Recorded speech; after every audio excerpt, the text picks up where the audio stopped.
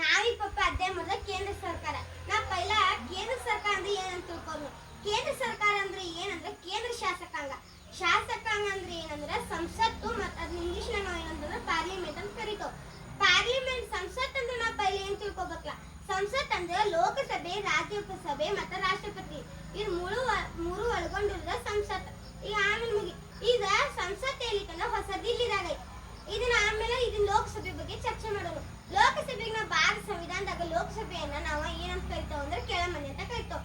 ಈಗ ನಾವು 18 ವರ್ಷ ತುಂಬಿದ 18 ವರ್ಷ ಜನ ತುಂಬಿರ್ತಾರಲ್ಲ, ಅವ್ರು ಮತದಾನ ಚಲಾಯಿಸಬಹುದಿಲ್ಲೋ, ಮತದಾನ ಮಾಡಬಹುದಿಲ್ಲೋ. ಈಗ ನಾ ಮಾಡಕ್ಕಾಗ್ತೈತಿ ಮತದಾನ? ನೀವು ಮತದಾನ ಮಾಡ್ಬೋದು. ಯಾಕಂದ್ರೆ ನೀವು 18 ವರ್ಷ ಆಗೈತಿ ಅಂದ್ರೆ ಮಾಡ್ಬೇಕು. ನೀ ಮರು ಚುನಾವಣೆ ನಿಲ್ಲುವ ಅವಕಾಶ ಇದೆ. ಮರು ಚುನಾವಣೆ ಅಂದ್ರೆ ಏನ? ಹೊಳೆ ಮಳೆ ನಿಲ್ಬೋದು. ಅದಕ್ಕೊಂದು ಉದಾಹರಣೆ ಹೇಳಿ.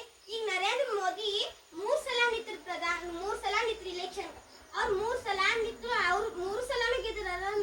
ಪ್ರಧಾನ ಮಂತ್ರಿ ಆಗ್ಯಾರಿಲ್ಲ ಅವ್ರ ಮರು ಚುನಾವಣೆ ನಾವು ಹೊಳೆ ಮಳೆ ನಿಲ್ಬೋದು. ಸೋತ್ರು ಸಭಾಧ್ಯಕ್ಷರಿಗೆ ಅಥವಾ ಸ್ಪೀಕರ್, ಈಗ ಇದು ಸದಸ್ಯರಿಗಿರ್ತಾರಲ್ಲ, ಲೋಕಸಭೆ ಸದಸ್ಯರಿಗಿರ್ತಾರಲ್ಲ, ಗೆದ್ದಿರ್ತಾರಲ್ಲ, ಅವ್ರಿಗೆ ಅಧಿಕಾರಾವಧಿ 5 ವರ್ಷ ಇರ್ತೈತಿ. 5 ವರ್ಷ ಆಗಿರ್ತೈತಿ ಅವ್ರಿಗೆ. ಒಟ್ಟು ಸದಸ್ಯರ 552 ಮಂದಿ ಅದಾರ. ಅದ್ರಾಗ ಒಬ್ಬರನ್ನ ಆರಿಸ್ತೇವ್ ನಾವು. ಒಬ್ಬರನ್ನ ಆರಿಸಿದವ್ರಿಗೆ ಅವ್ರಿಗೆ ಏನಂತ ಅಂದ್ರೆ ನಾವು ಸಭಾಧ್ಯಕ್ಷ ಅಂತ ಕರಿತೇವೆ. ಸಭಾಧ್ಯಕ್ಷರ ಇಂಗ್ಲಿಷ್ನಾಗ ಸ್ಪೀಕರ್ ಅಂತ ಕರಿತೇವೆ.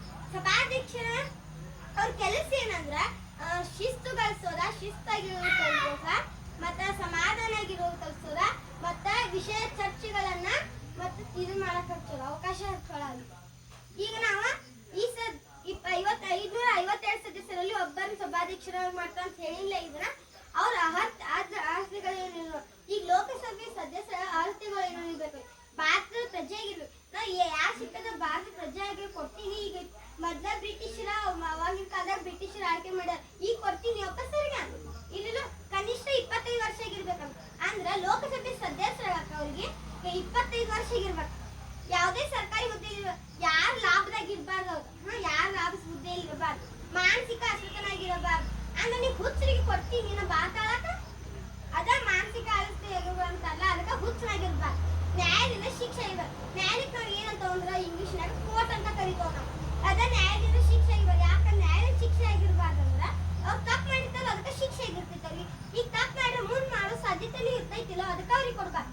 ಆರ್ಥಿಕ ದಿವಾಳಿ ಆಗಿರ್ಬಾರ್ದು. ಈಗ ಮನಿ ಮಠ ಹೊಲಾವಿ ಏನಿರಂಗಿಲ್ಲ.